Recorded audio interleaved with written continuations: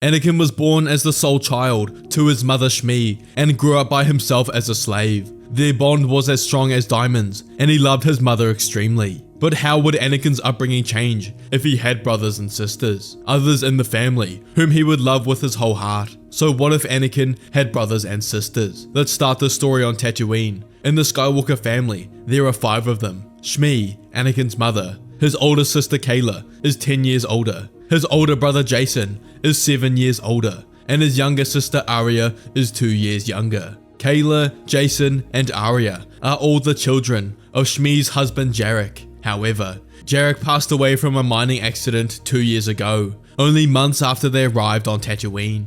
Anakin also thinks he's the son of Jarek, but Shmi has always kept the truth from him. Anakin was conceived when Jarek was away for 6 months of work, meaning it would be impossible that Jarek was the father, and she had no idea how Anakin was born. However, we know he was conceived by the Force. In this story, because both Shmi and Jarek were able to work, the Skywalkers were never sold into slavery and worked for themselves. They run the Skywalker restaurant, where they all work different shifts. The restaurant offers deluxe Wan wrap, blue bantha milk, and a selection of Jerba and dewback meat, and many more. Anakin has a great relationship with his siblings, and his older brother and sister protect him dearly. Around 12 years old, Anakin begins to come into his Force sensitivity when his older brother Jason bought him a speeder bike for his birthday, and Anakin's piloting skills started to grow at an exponential rate. He started to connect to the living Force around him, seeing things happen before they did, and his reflexes were extraordinary. His piloting skills became so great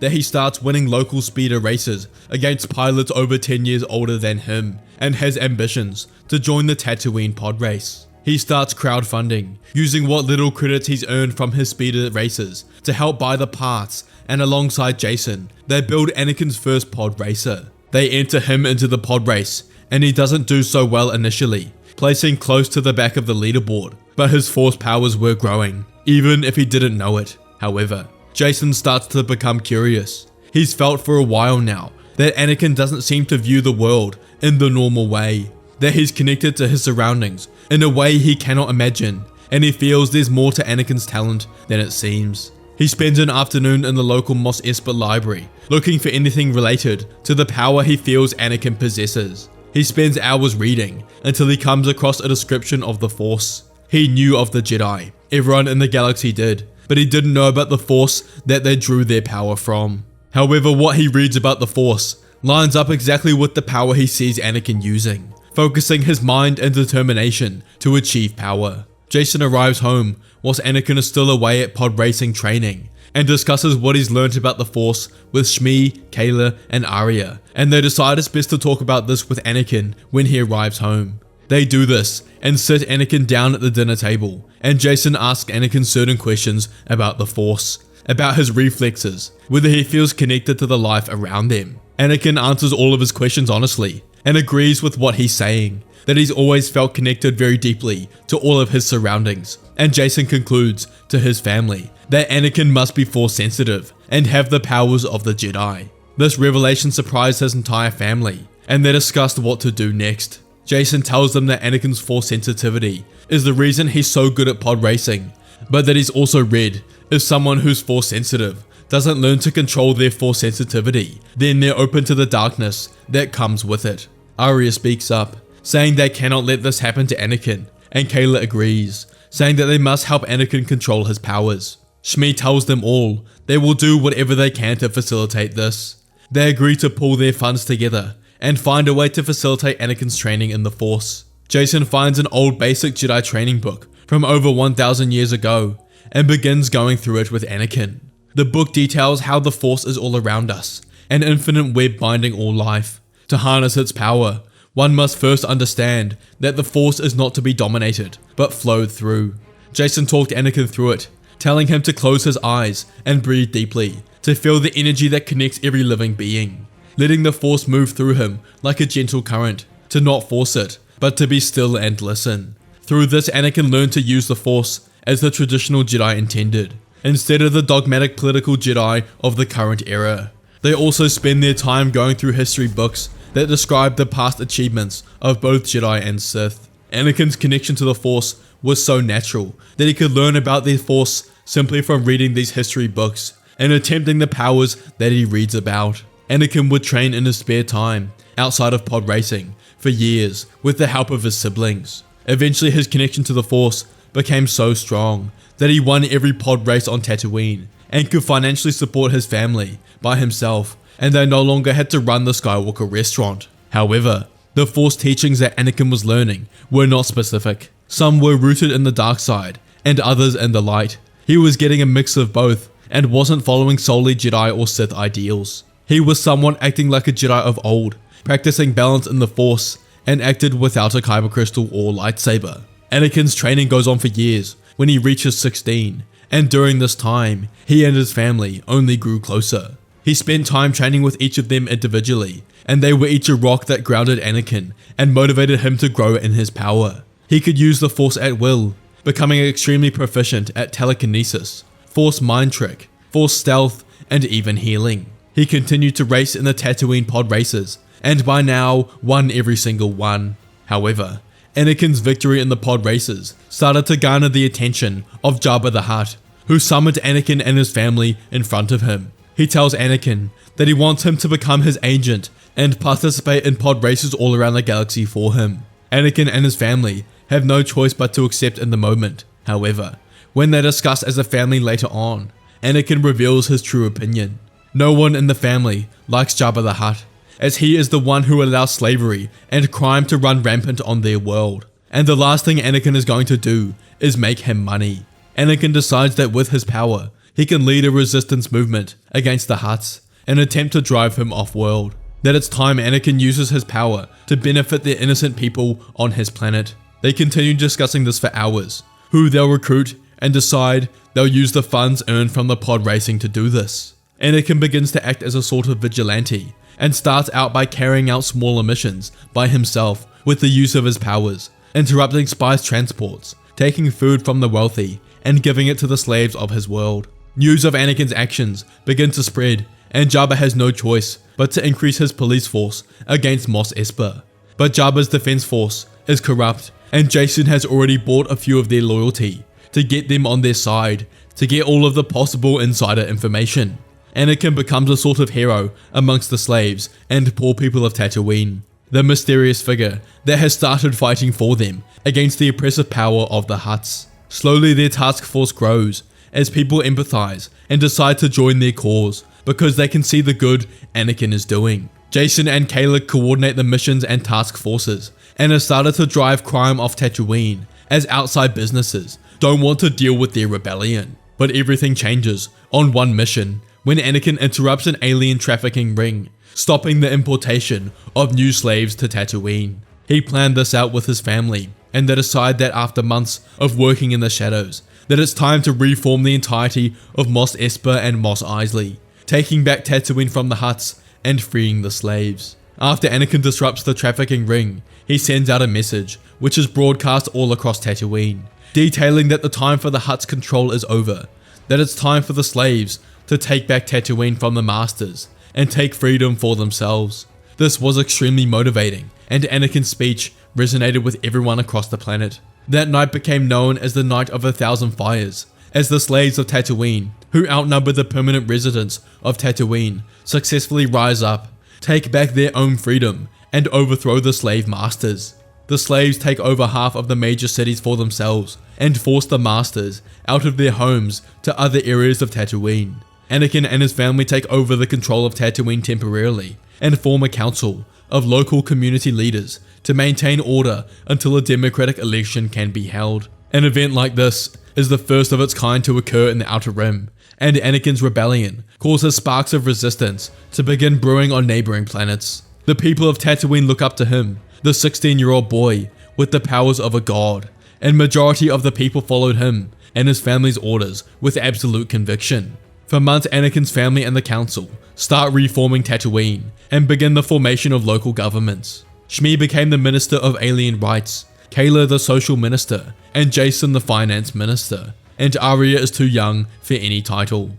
They, alongside the rest of the council, begin forming basic laws and tenets of Tatooine to ensure everyone has basic human rights and the necessity to live freely. But from the shadows, they start to fund and support similar rebellions of their kind on other worlds in the Outer Rim, Ryloth, Christophsis, in order to free the slaves and drive crime out of their planets. If it can be done on Tatooine, it can be done everywhere else. Let's change the scene for a second to the events of the Phantom Menace that would have happened a few years prior. When Qui-Gon, Obi-Wan and Padme were on Tatooine, they would never meet Anakin because he and his family weren't slaves, and they were forced to find other means to return to Coruscant. However, when Qui-Gon, Obi-Wan and Padme went back to Naboo, Palpatine never sent Maul after them. He originally did this to try and kill the Jedi and take Anakin for himself, but now, the boy wasn't there, and his political blockade of Naboo had served its purpose. Because of this, the Sith stayed hidden. Maul remained by Palpatine's side as his apprentice, and continues to train in the dark side, now teaching him to become a Sith rather than a warrior. Meanwhile, Qui-Gon also survived and stayed in the Jedi Order. He would eventually accept a position on the Jedi Council, which was significant because his ideals around the Jedi and Force were different to typical Jedi. His master Dooku had left the Order years ago, begging Qui-Gon to join him, but he could not, as he felt his path in the Force was as a Jedi, and he hadn't heard from him in years, and often wondered what Dooku was up to. Qui-Gon received news about what's happening in the Outer Rim, an uprising starting on Tatooine, who overthrew the Hutts and crime from their planet, and decides to go and visit and see this for himself. Qui-Gon continuously begged the Jedi Council to spread their help to the Outer Rim, that those civilians of the galaxy needed their help just as much as those in the Republic. However, the Council always denied him this, saying that since parts of the Outer Rim were out of the Republic's jurisdiction, they could not help. Qui-Gon visits the Tatooine Palace and goes to meet with the Council and Anakin's family with the facade that he was sent by the Jedi Order. He walks in, curious to meet those responsible for Tatooine's uprising, and takes one look at Anakin, a 16-year-old boy, and can instantly sense the power he possesses. Anakin and his siblings were extremely excited to meet a Jedi. They read so much about them in their time studying the Force to help Anakin learn his powers, but had never seen one in person. Qui-Gon introduces himself as a Jedi Master and member on the Council, and explains that the Jedi are intrigued by what's been going on Tatooine, that he's come to find out for himself. Anakin was excited by this, and wonders whether the Jedi have come to help him in his endeavors to disrupt crime in the Outer Rim. He explains to Qui-Gon the events that have transpired, that the people themselves started an uprising, led by Anakin, and together they overthrew the Hutts and other corrupt leaders to take back their planet for themselves. Qui-Gon was amazed by what he was hearing. The boy at just 16 had done so much with the Force. His accolades echoed throughout the stars. Could he be the chosen one? Qui-Gon asks Anakin what he knows of his own Force sensitivity, who tells Qui-Gon he doesn't know much, that he's learned to harness its power from ancient books and stories. Qui-Gon offers to test Anakin like they would anyone in the Force, and Skywalker agrees. Later that night, Qui-Gon gives Anakin the standard tests, and he passes with flying colors. But his midichlorian count confirmed it in Qui-Gon's mind, over 20,000. He talks with Shmi, Anakin's mother, and asks her about their family, who the father was, and Shmi tells him the sad story about her late husband, the father of her children. Qui-Gon empathizes with her, but probes deeper, asking whether Jarek was really Anakin's father, that he senses more surrounding his birth. And Shmi tells Qui-Gon the truth about the mystery of Anakin's birth, that he was conceived during a time Jarek wasn't around and away on a work trip, and she explained what happened, that there was no father. This realization hit Qui-Gon, a boy born to no father, an extremely high midichlorian count. He must be the chosen one. Qui-Gon talked directly with Anakin the next day, telling him the truth, that he wasn't sent by the Jedi Council, but rather came due to his own interest, that the Jedi Council wouldn't have let him, that they don't act in the Outer Rim, something Qui-Gon believes is a huge flaw. He tells Anakin that he's become disillusioned with the ideals of the Jedi Order, and for years now, he sought out a greater purpose. For why have the Jedi ignored the slaves of Tatooine for 1,000 years, when they have the power to intervene? He tells Anakin that he resonates with what he's done on Tatooine and the rest of the Outer Rim, that he wants to join their mission, and believes this is the true will of the Force. This makes sense to Anakin, as he has always wondered why the Jedi never came to the Outer Rim. Anakin accepts and Qui-Gon begins training him properly in the Force. Qui-Gon notices that Anakin has a connection to the dark side due to him learning from Sith stories. However, this darkness is balanced out by the light inside of him, and Qui-Gon begins to wonder if balance this way is the correct way in which the Force should be taught. Qui-Gon also notices that Jason, Anakin's older brother, has a small but some affinity for the Force. Not enough so that the Jedi Order would accept him, but he begins training him in the Force as well. Qui-Gon takes them both to Ilum to find their own kyber crystals, and they both exit the snowy caves with yellow crystals, symbolizing their strive towards balance in the Force. Their training goes on for months, and alongside Anakin, Qui-Gon helps them with their mission on the Outer Rim worlds, toppling corrupt governments and providing basic living rights to all beings. Meanwhile, Qui-Gon reaches out to his former master Dooku and tells him about Anakin, that the boy is what they were both searching for, the one with the power to reform the Jedi and galaxy. At this point, Dooku is deep in the Sith's plan, but is intrigued by what he's hearing and comes to see Qui-Gon and Anakin himself without telling Palpatine about Anakin. When Dooku meets Anakin, sensing the power inside of him, as well as hearing what he's done for the galaxy at his age, he has a similar realization to Qui-Gon, and he starts to see the potential in Anakin. But ultimately Dooku's opinion switches, that he doesn't need the dark side to reform the galaxy, that he doesn't need to set aside his morals for the greater good, and he decides to join Qui-Gon and Anakin in their mission, and leaves Palpatine's side without an explanation. For the next 3 years, they expand their conquest over the Outer Rim, slowly increasing their forces, and completely clean up many worlds of crime and slavery. But during this time, Dooku stayed somewhat hidden from the public eye, so that Palpatine didn't find him, but he eventually came clean to Qui-Gon about what he'd been doing during his time away. Kamino, the clones, the Sith, Sifo Dyas, and says the regret he feels for his actions is immeasurable. Qui-Gon forgave Dooku, saying his intentions were right and he would help him repent for his wrongdoings, and they started to work on a plan that would undermine the Sith. The Outer Rim was slowly blossoming. However, Palpatine's separatist plan was still in motion. Although somewhat weaker because of the Outer Rim, he still puts forth the movement and starts having worlds under his control slowly secede from the Republic, until the point where the separatists declare war on the Republic and the Clone War begins. However, this was the moment Dooku and Qui-Gon were waiting for, with Anakin, now 18 and extremely strong in both the dark and light side, traveled to the Republic Senate. Just as the Senate was deciding whether or not to approve the clone army, Qui-Gon, Dooku and Anakin entered. Dooku spoke, stating that the clones all have inhibitor chips implanted in their brain that can be used to turn them against the Jedi at any time. Shock encompassed the chamber as Dooku revealed the truth. He lets the whispers stir as the truth begins to settle.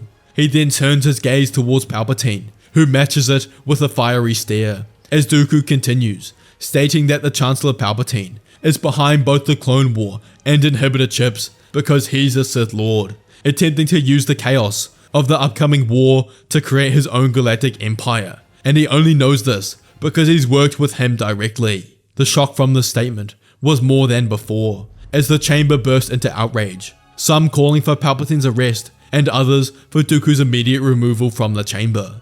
Palpatine speaks up, demanding proof for Dooku's claims, expecting him to have none, but he sends 4 blueprints of the clone schematics that he'd provided to Kamino, showing the inhibitor chips inside them with the contingency orders, including Order 66. The Jedi were extremely shocked by this, as this was proof someone was trying to take them out. However, Dooku's proof didn't incriminate Palpatine, and there was no way to link him to the creation of the clone army, or the fact that he was a Sith Lord, and he continued to demand his innocence. However, this blow to his political career was like no other, and the bill for the clones legislation was not passed, and instead, Palpatine's impeachment was, since he had been in office 2 years longer than his term allowed.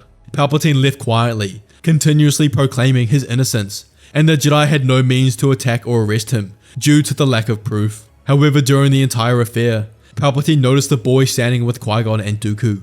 Only 19 years old, he could sense the power within him, and it was like nothing he had felt before. He must be the reason why Dooku left his side mysteriously years ago. Did he see more potential in this boy? Did he believe he could reform the galaxy and potentially defeat him? He sidelined these thoughts, but would investigate further later. Palpatine left to join the Separatist movement and became the spearhead of it. His reasoning to the galaxy was that he believed the Republic was corrupt due to how he was treated, and that he sought to correct it. Every clone trooper had their inhibitor chips removed before they could enter the army, and fought alongside the Republic and Jedi against the Separatists. However, Dooku, Qui-Gon and Anakin decided they wouldn't fight alongside the Republic, and they wouldn't be a part of a senseless political war, and instead would search for the Sith themselves. Anakin, Qui-Gon and Dooku sought to create balance in the Force, and through this, you'd think they'd have to destroy the Jedi and Sith to create something new. However, they believed the only way to destroy the Sith is through physical and direct campaign, whereas the Jedi don't necessarily have to be destroyed, but they can reform the Order into the true guardians of the galaxy. All-out war broke out around the galaxy, but each planet that Anakin and his forces in the Outer Rim had rebelled against had their own defense forces to protect against Separatist invasion. Darth Maul and Grievous are the leaders of the droid army, and both command their forces ruthlessly. Grievous's Jedi kill count rises as he cuts them down with no mercy and begins his conquest of Republic worlds. Maul was also an experienced Jedi hunter and killed many masters in the Order.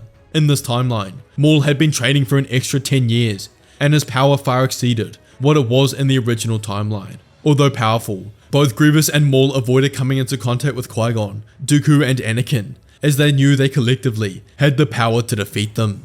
However, after Palpatine laid eyes and sized up Anakin himself on Coruscant, he knew the boy would be his greatest threat, and he had to take him out. He learned everything about the boy he could, reading articles about the Outer Rim, about his previous accolades and cleanup of crime and slavery in the Outer Rim. But most importantly, he learns about Anakin's family and decides he will use them to his advantage. Palpatine launches a massive assault on the Outer Rim, when he knows Anakin, Dooku and Qui-Gon aren't protecting it, and primarily attacks Tatooine, where he knows Anakin's family resides. His ground assault is ruthless, as he mercilessly attacks the freed cities. He reaches the government building, where Anakin's family resides, and takes them captive and kills the rest. When Anakin, Qui-Gon and Dooku received the news that Palpatine had attacked the Outer Rim, it didn't make sense, as this would no doubt pull the freed portions of the Outer Rim into the Clone War against him. But Anakin quickly realized that this was a direct attack against him, and Palpatine was essentially calling him out. Anakin's power was extreme, and he had mastered many aspects of the light and dark sides of the Force, and believed he was a match for Palpatine. However, when Anakin received news that Tatooine had been attacked directly, that his family had been taken by the Separatists, his spirit started to break, and his fear began to rise. He can't lose his family. They are everything to him, and he will save them. Anakin, Qui-Gon and Dooku decide to lead a mission in order to save them, and they lead a fleet of Outer Rim forces against the Separatists. Dooku and Qui-Gon were slightly worried about Anakin, worried that he'd let his fear and desire for revenge take over and potentially split away from the balance in the Force he had achieved. They attacked Grievous's fleet in space and overwhelmed his forces and planted a tracking device on his command ship. The general escapes through hyperspace, but with the power of the tracker, they follow close behind as he retreats to Geonosis. They engage Grievous's retreating forces, but as they exit hyperspace, they all feel it through the Force.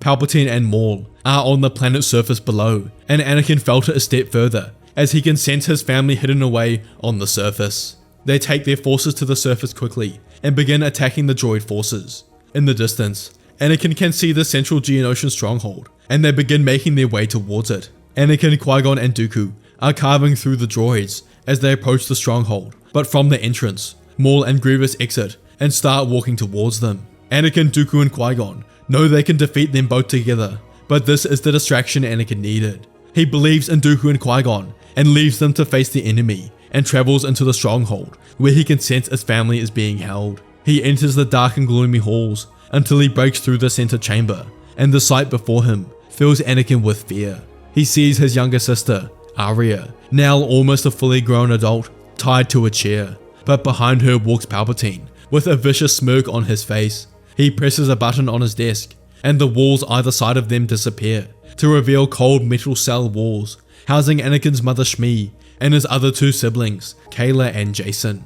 Anakin's panic rises as Palpatine begins taunting Anakin, telling him that there are 3 cells around them, housing one member of his family, as well as his younger sister in front of him. He tells Anakin he will kill them one by one, but that he is generous, and he'll give Anakin a choice, that he must choose which of his siblings dies first. And if he doesn't, he will kill Arya in front of him, and not answering his question is essentially picking her. Anakin begins to panic as he weighs up his options. There's no way he can choose, and won't play into Palpatine's game. But at the same time, if he doesn't answer, his younger sister will die. The one Anakin was meant to protect. Palpatine's plan was working. The turmoil and fear inside Anakin was growing. Anakin can't think straight, and he starts imagining the possible futures before him. Palpatine tells Anakin there's only one way he can save all of them, if he embraces the dark side completely, to strike him down, as this will give him the short burst of power to be successful. However, this is a lie, and Palpatine knows if Anakin forgoes his balance, it will only weaken him, but Anakin doesn't know this. He begins contemplating Palpatine's words. He knows the dark side's power is fast yet strong. He has used it before, but not to its full extent, and starts wondering whether it will give him what he needs. He looks to his right to see his brother Jason looking directly at him, but his gaze is not what Anakin expected. He thought it would be filled with panic and anger, but rather Jason was trying to tell him something and communicate with him directly. Anakin focused on the bond he felt with his brother and started to read his thoughts as Jason fed his plan to Anakin. Anakin hid his smile as he heard the plan from Jason's mind, as it was genius. Palpatine no doubt could sense the force sensitivity of the rest of Anakin's family, but would deem it too low to be of concern, even Jason. However, Palpatine didn't know that Jason could use the force to some degree and would use it to their advantage. Anakin ignites his lightsaber and rushes forward towards Arya and Palpatine. Palpatine was surprised by this move. He didn't expect Anakin to charge him, since he must know he'll be too slow. In response, Palpatine ignites his lightsaber and stands firm, going to cut down Arya as a consequence for Anakin's defiance. His blade is close to her, and will likely make contact before Anakin can stop him. But Jason reaches out with the force and connects with Palpatine's hand, the one housing his lightsaber, and uses the force to stop his blade in its tracks, mere centimeters from Arya. This gives Anakin the moment he needs, as he reaches Palpatine and swipes away his lightsaber with his own and kicks him back. He tells Arya to run, as the Sith Lord spits his disgust as his plan failed. He looks at Jason and determined that once he's killed Anakin, he'll die first. But Anakin stands in front of him, his balance in the Force unshaken and power strong. The room erupts into a duel, Palpatine emphasizing his favoritism of Form 7, utilizing his agility, precision, and ferocity to attack Anakin. But Skywalker countered with his own aggression, matching Palpatine directly, and they went blow for blow. Palpatine unleashing the depth of his Sith alchemy, casting lightning at Anakin, but Skywalker having his own connection to the dark side, caught it in its fingertips, and dissipated the energy and advanced towards Palpatine. Anakin begins to build up the power inside of him to unleash a forbidden force technique that he had learned from the history books. The technique is Morchiro, and Palpatine starts to feel himself slowing down, something which isn't normal for him. This was evident in his rapid movements slowing unnaturally, his lightsaber strikes becoming sluggish, and his breathing becoming labored. He steps back as Anakin deignites his lightsaber and stands with his eyes closed, focusing on implementing the force technique on Anakin. Palpatine screams at Anakin in frustration and goes to summon lightning to take him out, but his hands tremble as he tries to summon it, but the bolts of lightning out of his fingertips fade away. His speech slurs as he desperately tries to comprehend what's happening. He realizes the technique Anakin's using is ancient, one he hasn't heard of before, and tries his best to resist. But Anakin was too far into its conjuring, and Palpatine's body begins to fall, as Anakin finalizes Morchiro, the ancient force power used to immobilize opponents without killing them, and he had succeeded. He rushes to his family, breaks them out of their prisons, and they hug intensely, happy to be together again. Anakin picks up Palpatine as they walk outside of the temple to find Dooku and Qui-Gon standing over Grievous and Maul, victorious, and they take Palpatine back to Coruscant, present him to the Jedi and Senate, and he's sentenced to life in prison. Meanwhile, Anakin and his family travel back to Tatooine, where they begin rebuilding from the destruction that the Separatists had done to their world. Now that the war is over, Tatooine is being restored. Anakin, Qui-Gon, and Dooku discuss what to do next. Anakin's power now exceeded any Force user in the galaxy, and Qui-Gon told him that he completed half his role in the Chosen One with the Sith's defeat, but now he would have to turn his focus to the Jedi. Anakin looks at him confused, wondering if Qui-Gon is suggesting they attack the Jedi Order, but he shakes his head and tells Anakin that together they will start a new Jedi Order, led by Anakin's principles of balance in the Force, similar to the Jedi of old, where they will serve the people of the Republic, similar to how he's done in the Outer Rim. And through this, we'll show the original Jedi Order on Coruscant, how the Jedi truly should act, guardians of peace instead of political puppets. Anakin acknowledges the task in front of him, and together they build their own Jedi temple on Tatooine, and begin carrying out the next chapter in Anakin's life to fulfill his destiny as the Chosen One. Hey guys, make sure to check out our saber shop Fantasy Sabers for the best NeoPixel sabers on the market. We have a bunch of perfect replicas and other insane Padawan sabers for sale. Check them out on our website, first link in the description below, and grab your own one today.